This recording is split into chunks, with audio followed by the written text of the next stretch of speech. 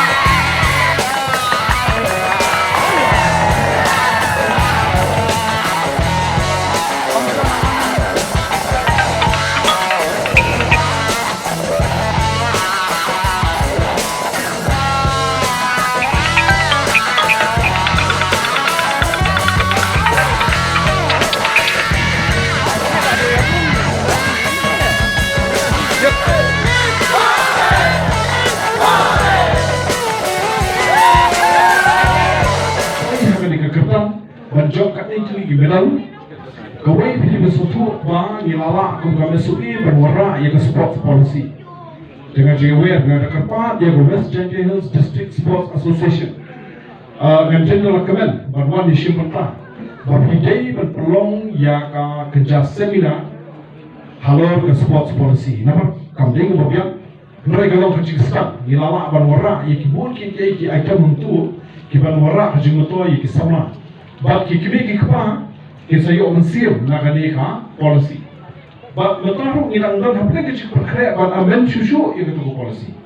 Jadi nasobat Allah lemdah perlu keciknya keren ya policy nin kumlukannya. Matan pihak usul habidai baganeka stadium. Bon kalau kemudian kampung